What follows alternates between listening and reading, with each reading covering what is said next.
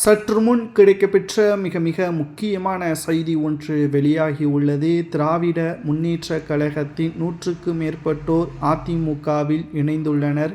எடப்பாடி பழனிசாமி தலைமையில் தற்பொழுது சட்டசபை தேர்தல் நெருங்கிவிட்டது. இன்னும் 9 மாதங்கள் தான் இருக்கிறது. குறிப்பாக தமிழகம் முழுவதும் சுற்றுப்பயணம் மேற்கொண்டு வருகின்ற எடப்பாடி பழனிசாமி அவர்கள் தென் மாவட்டங்களில் பிரச்சாரங்களை தீவிரப்படுத்தியுள்ளார். குறிப்பாக நேற்று முன்தினம் சங்கரன்கோவில், புளியங்குடி, தென்காசி போன்ற பகுதிகளில் பிரச்சாரத்திற்கு சென்ற பொழுது அங்கு இருக்கக்கூடிய பன்னீர்செல்வத்தின் ஆதரவாளர்களும் திமுகவின் நிர்வாகிகளும் எடப்பாடி பழனிசாமி தலைமையில் அதிமுகவில் இணைந்துள்ளனர்.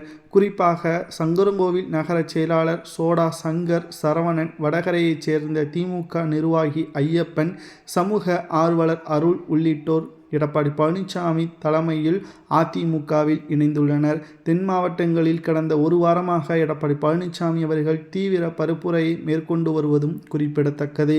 என்ன செய்வதென்று தெரியாமல் ஸ்டாலின் அவர்கள் அதிர்ச்சி அடைந்துள்ளார்.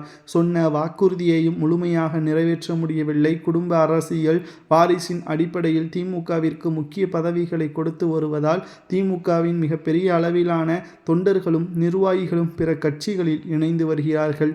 பெரும்பான்மையினோர் அதிமுகவிலும் தமிழக வெற்றி கழகத்திலும் இணைந்து வருவதால் கணிசமான ஓட்டுக்கள் வருகின்ற சட்டசபை தேர்தலில் திமுக இழக்க நேரிடும் என்ற தகவலும் கிடைக்கப்பெற்றுள்ளது. பெரும் பரபரப்பான சூழலில் திமுகவில் இருந்து 100க்கும் மேற்பட்ட தொண்டர்களும் நிர்வாகிகளும் அதிமுகவில் இணைந்திருப்பது வரவேற்பை அதிமுகவிற்கு கிடைத்துள்ளது. 2026 சட்டசபை தேர்தலில் ஸ்டாலின் அவர்கள் நிச்சயம் ஆட்சி இழக்கக்கூடிய வகையில் அமையும்.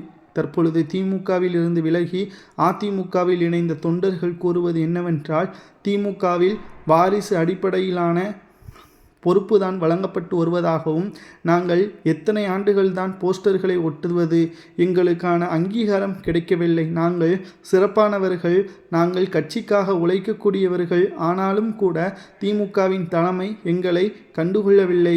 வாரிசின் முன்னுரிமை கொடுத்து அவர்களுக்கு பொறுப்புகள் வழங்கப்படுவது மட்டுமல்ல, அவர்களை நாங்கள் மரியாதையாகவும் அவர்களுக்கு போஸ்டர்களை ஒட்டிக்கொண்டும் இருக்கிறோம்.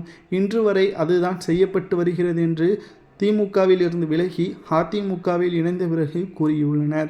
உங்களது கருத்துக்களை கூறுங்கள். திமுகவில் இருந்து விலகி அதிமுகவில் இணைந்தது சரியா என்பதை கமெண்ட் வாயிலாக கூறுங்கள். 2026 சட்டசபை தேர்தலில் யார் வெற்றியடைவார் என்பதையும் உங்களது கருத்துக்களை கமெண்ட் வாயிலாக கூறுங்கள்.